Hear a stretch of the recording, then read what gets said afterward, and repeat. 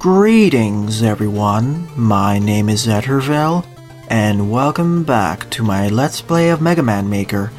During the last part, I covered 5 viewer submitted levels, so in this part, I'll be covering at least 5 or 6 more viewer submitted levels, starting out with this one.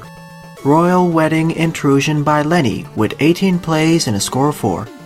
As always, if you want one of your levels to be featured in a part like this one, please leave both the level name and level ID either in the comments section below, or direct message me on Twitter.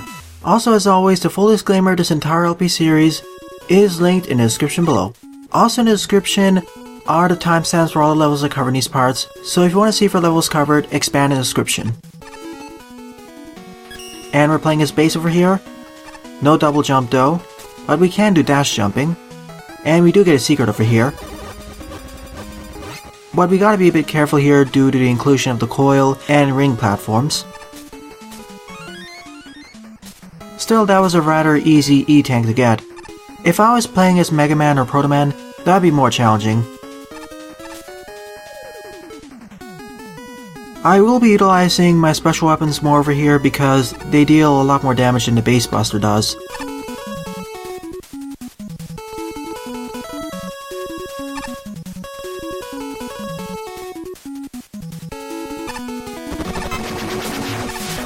Nope, nothing to the left over there.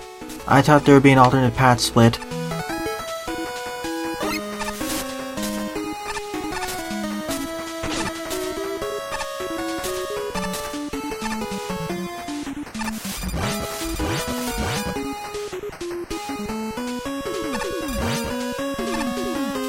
So far, this stage is gradually introducing the usage of the coil and ring platforms, and then introducing new enemy types along the way.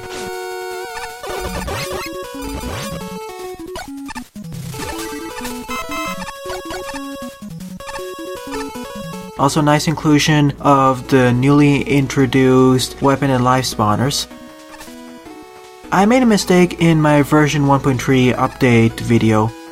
These weapon and energy spawners were actually present in the fan game Magmal 1 and then later in Magmal 2.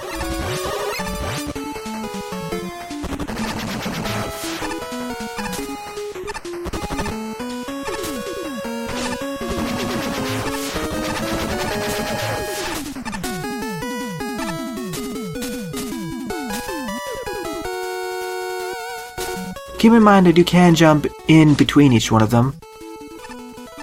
It's not like they're solid in both directions.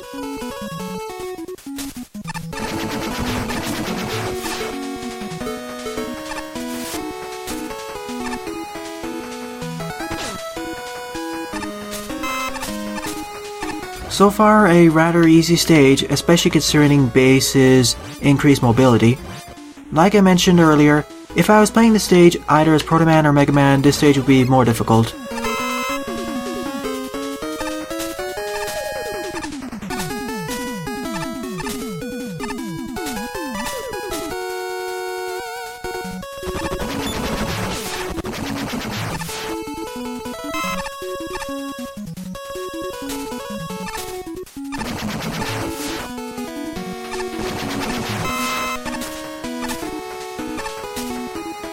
Wait for this to respawn, and now do the jumping. I could make it without waiting for it to respawn, but I'd rather not risk it. And that's the end of the stage. Nice usage of these coil platforms. A bit of a quick jump over there so you don't fall into the abyss.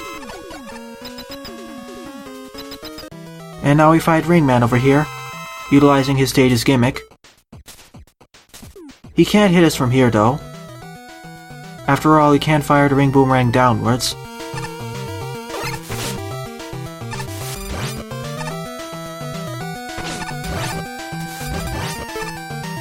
What's his weakness, though?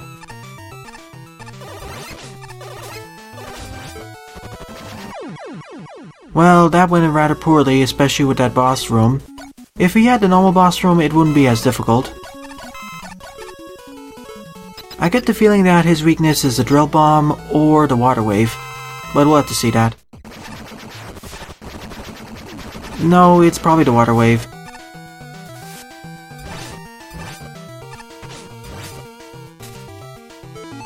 Well, I do have a spare E-tank, so I probably should be utilizing it. Wow, Ringman's contact damage is a lot higher than what I remember it to be. Oh well, at least it's not too major. I do wish his weakness was the drill bomb because it would make this fight a lot easier. At least I can shoot in between the platforms, so this is the slower but easier way of doing this fight.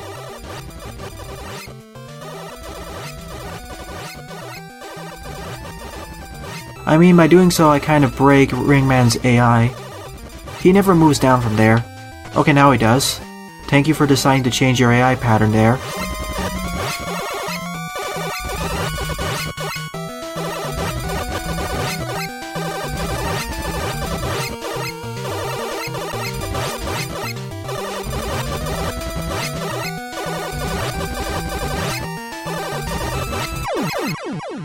So that was the end of Royal Wedding Intrusion.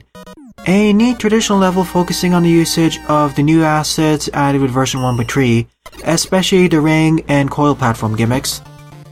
It was a nice little stage, I'll give it a thumbs up. Nice to introduce the new enemies as well as some of the new gimmicks.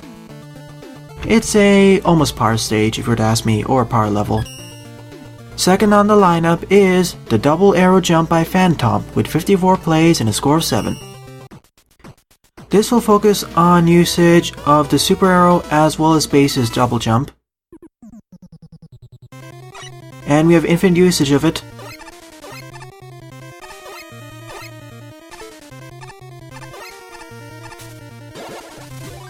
So an easy starter challenge. So we have an easy starting challenge over there to get used to the super arrow as well as the double jump combo.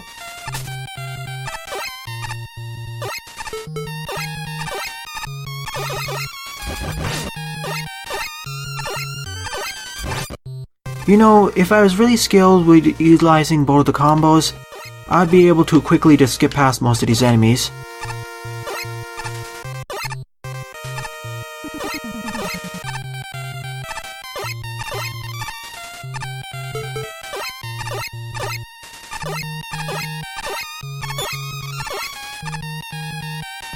Well, good checkpoint placement. I see why I need to double jump here. It's to despawn the previous super arrow. And that was my fault for slightly nudging to the right there. Well, thanks to the super arrow being able to glue to the blocks here, or rather the spikes, it makes this challenge a bit easier.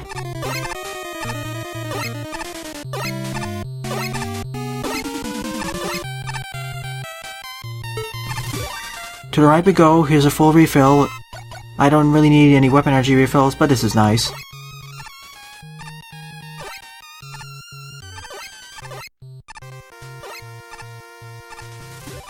And on to the next section where we go, where we fight Crystal Man on these platforms. Well, at least he's super weak against the super arrow.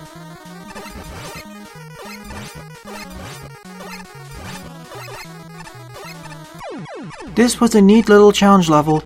Even though I died once and screwed up several times, it was fun. I will give it a thumbs up. Third on the lineup is that annoyingly non-canon air sliding level 2, now with snakes, by MeeM, with 13 plays and a score of 2. Now, I meant to play the stage back in part 107, but I accidentally misplaced it. And of course, air sliding. Thank you for the checkpoint there, and that's me screwing up.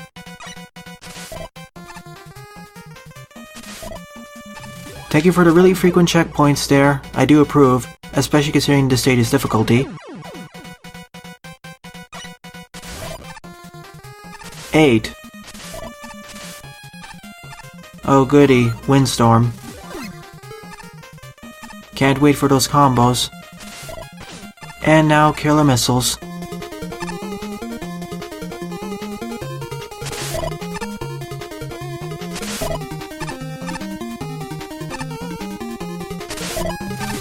I was half expecting a killer bullet to spawn over there and ninja me into the pit. Guess not. This stage's difficulty curve seems to be reversed because the first segment over there was more difficult than this. By far. And we fight the boss immediately. Okay, that was a rather short level.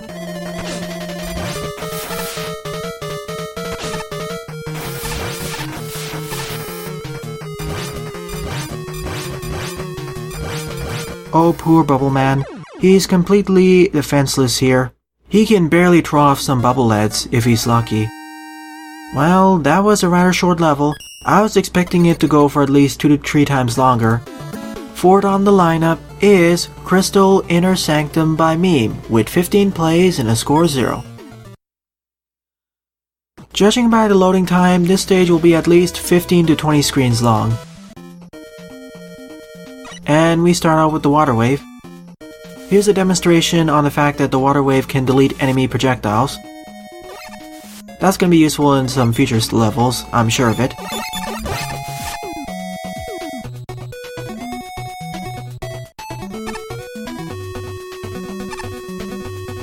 And we immediately switch over to base. Okay then.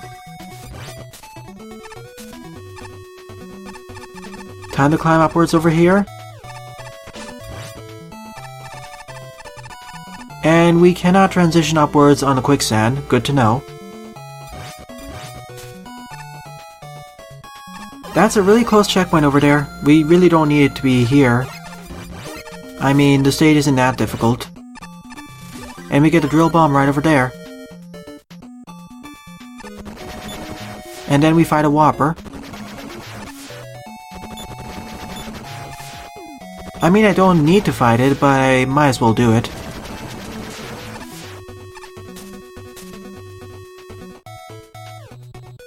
And now a Tama. Oh, poor Tama. How they so easily die to everything. The gyries are a little bit acting glitchy against the wall collision, as you see over there. And that's how the gyri spawners look when placed on the world itself. Here's Gemini Laser.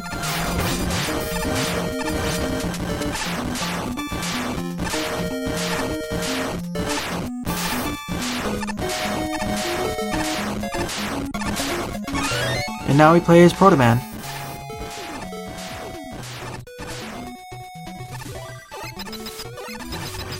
Oh goody, now we have the rolling drills.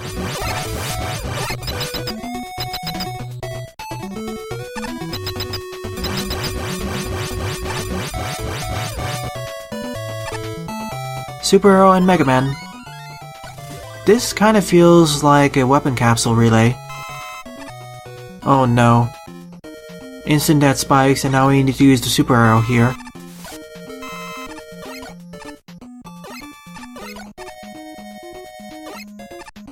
Well, it wasn't that bad actually. I was expecting something much worse.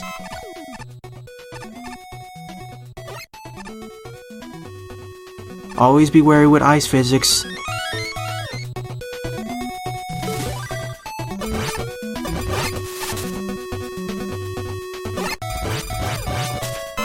So far this stage is rather easy, much easier than the previous level for sure, mainly due to the lack of instant death spikes everywhere. And I guess we're gonna face the boss now. Not yet.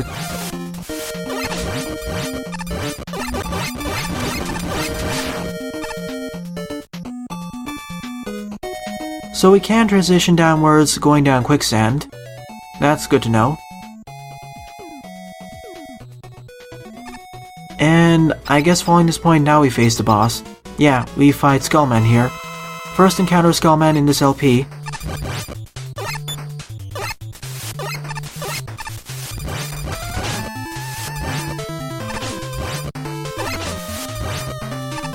And I immediately screw it up. Well, I think I screwed up at least. Hold on.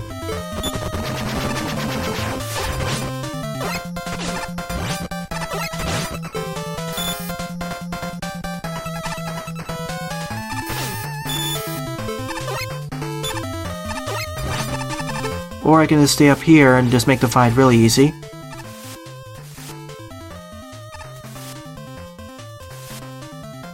Well, at least the amount of time Skullman keeps his shield up has been reduced from the base game.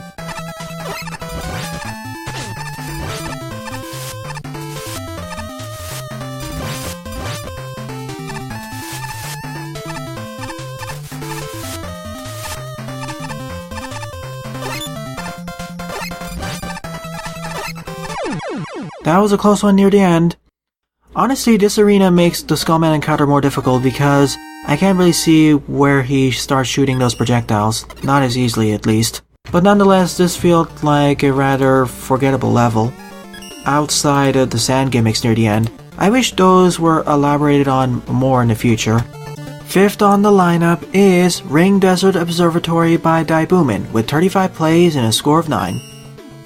The last level I played by Daibuman, which was Bubble Glass Castle, it didn't really appeal to me, mainly due to checkpoint issues.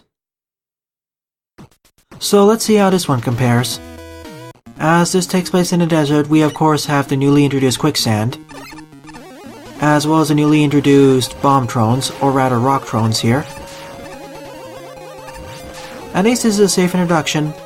Hopefully there's no secrets hidden beneath this quicksand over there. As we learned in the previous level, we can transition downwards through the quicksand. So we're safely introduced to the rolling drills here. As long as we stay down this hole and not jump, we cannot get instant-gibbed. Same with these enemies being the wall cannons as well as these, whatever those chandelier enemies are. I mean wall blasters, not wall cannons.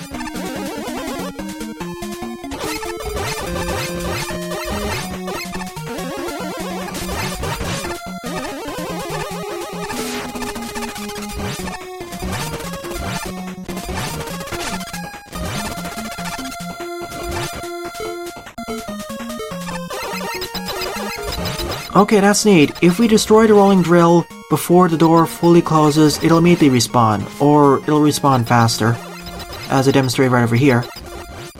Neat. This may be important in a later part of the level. Also, the ice physics here are kind of messing me up.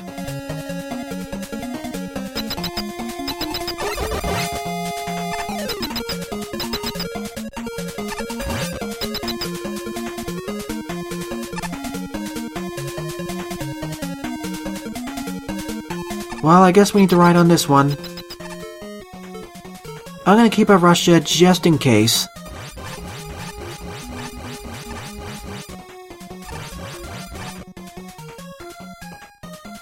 Like here, for example. Better safe than sorry. And I needed it anyway.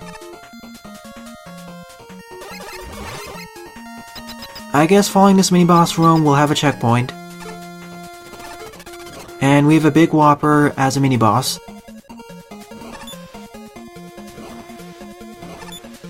Oh, this is gonna be fun.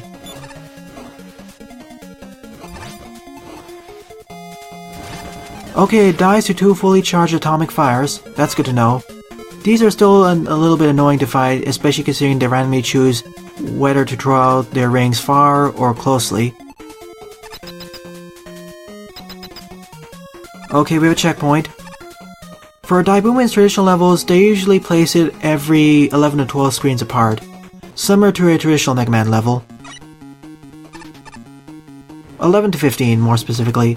Now we're introduced to the coil platforms, which recede from the right.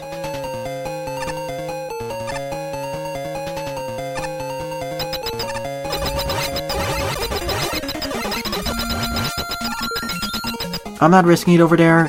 I guess we need to jump on this one now, so rush coil time. Or chase after it on the right side, but I'd rather just ride on it.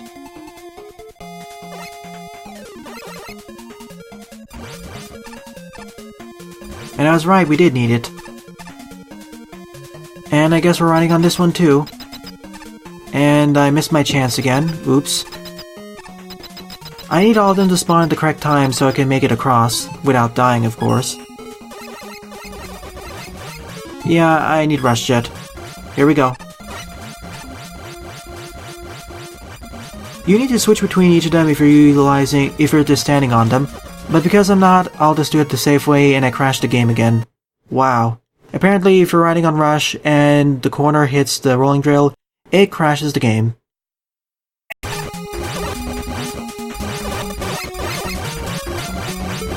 Phew, I made it this time. I managed to die several times off screen and crash the game twice more. It seems that the game doesn't know what to do if you're on Rush Jet and the bottom right corner of Rush touches a rolling drill, then it crashes. Hopefully that's fixed in a future revision. I'd rather not repeat that last segment.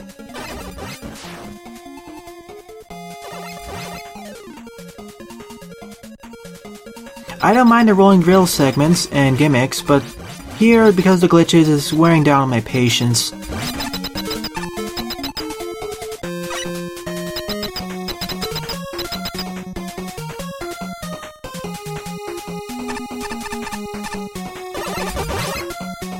Oh goody, walls are rolling drills with ice physics too. Wonderful. Hopefully there's a checkpoint nearby.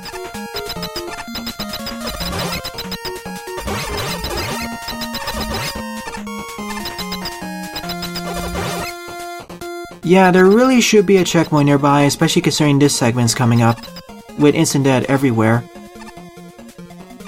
I mean, we should put one just before this segment so we don't need to repeat that earlier arduous segment.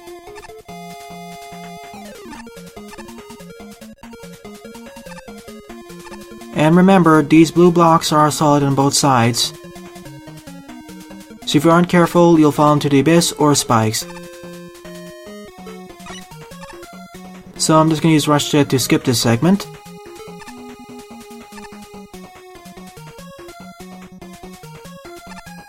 Wait for that to despawn, and go back up over there.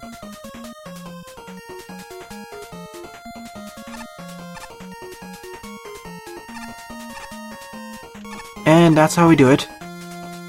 Wait for that to respawn, use Rush Jet anyway for safety.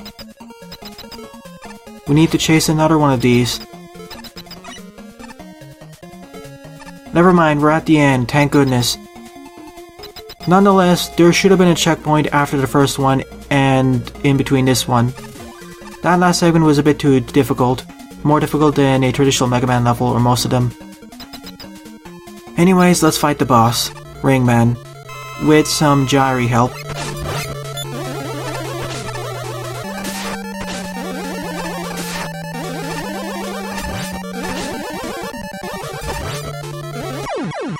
Ah, don't worry, I have infinite lives. I might as well use his weakness then. It's probably the fair shot.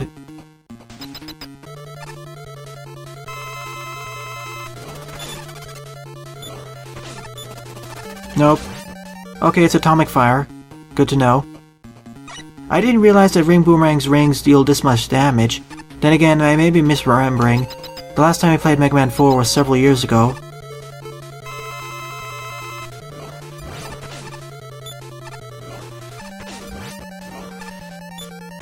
Oh goody, and also the gyries are not helping whatsoever. And I don't have a spare E-Tank either. I'm kind of regretting my decision not to go for that E-Tank, but there wasn't a checkpoint nearby anyway.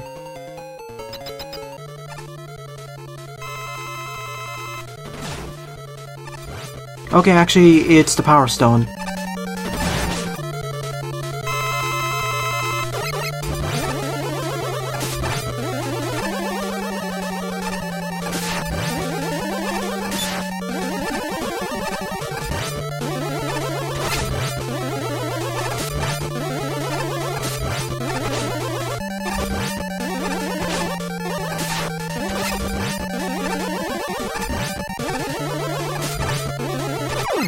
Ah, I made it. After 2,000 deaths, I did it. The combination of the gyries, the icy floor, and Ringman made this fight extremely unfun for me. Sixth and final level of the part is Icy 3 Courses by Dravage with 8 plays and a score of -2. Oh goody, we're gonna end up with a challenge level, I suppose. The last level ended up being much harder near the end than what I expected, mainly due to glitches and that final boss arena.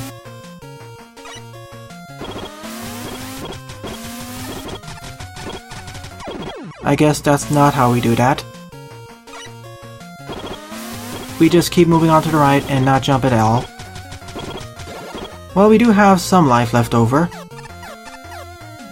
But we cannot shoot at all, at least for now.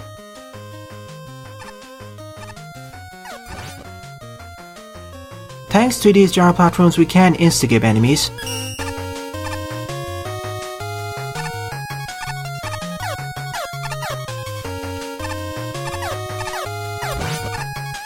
One of these levels, I see.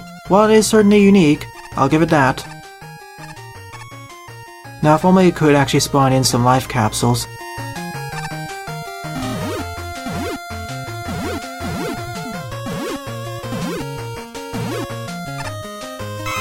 Full life refill here, but knowing my luck, I'm gonna lose it immediately here. I wasn't fast enough here. Collect all these keys and run to the right as quickly as possible. Not fast enough.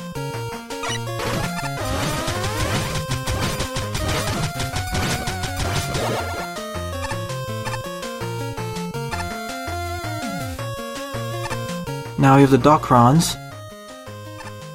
Not actually from Skullman stage, Dr. Kozak stage.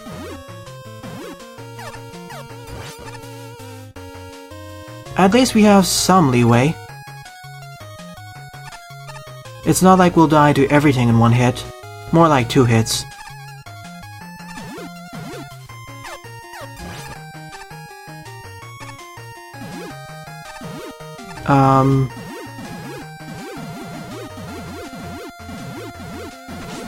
As you see over there, I'm left with 1 hit point left, so that's nice. Now I'll keep running to the right and hope I survive again, which I didn't. Oops. I guess we have 3 rooms left, or this is a 3rd room. I failed that, I should have slid over there. I need to jump immediately as they warp in so I get all the keys, and then run to the right. There we go. I have about 6 points of health. And I ran right face first in that because I forgot the hitboxes. Still, this is a neat challenge level. I like it already a lot more than the previous stage.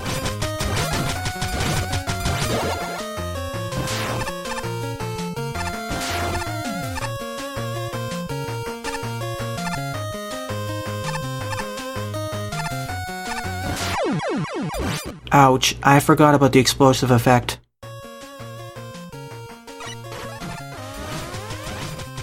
For now, it's at least challenging but fun.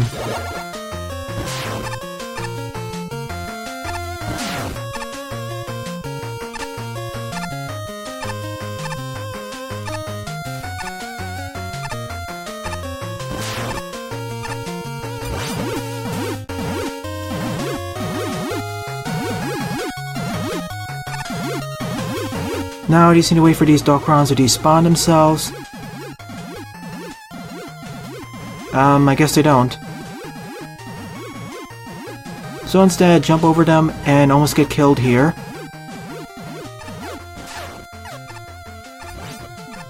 Full life refill. Let's go back. Or let's go back to this segment and go to the right. This is number 4.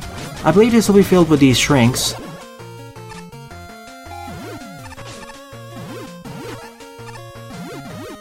And now that's immediately panicking everywhere. I should have been better. All these challenges are doable, I just need to learn them through trial and error.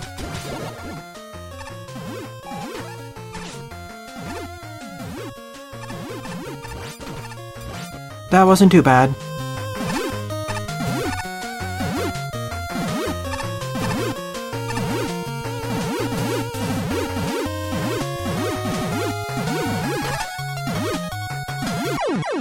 And ramming face first into Docron, that was my fault. Most of the deaths I'm having here, or rather all of them, are my fault, not the level designer. And I'm having fun here. All the challenges are really neat.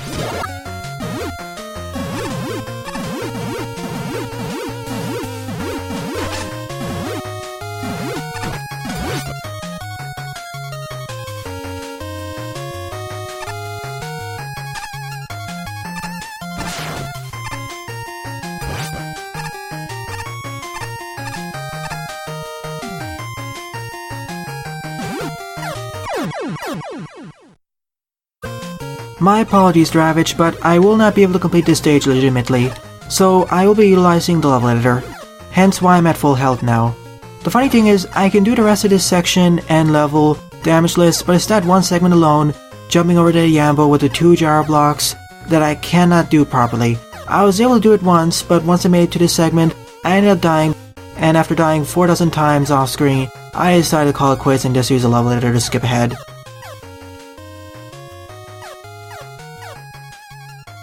rather unfortunate because the rest of the level is easier. If that one spot didn't exist or was easier, I would have been able to complete this level legitimately. Anyways, time to fight Chargeman on these springs while utilizing the water wave. Okay then, Chargeman is floating in midair for whatever reason.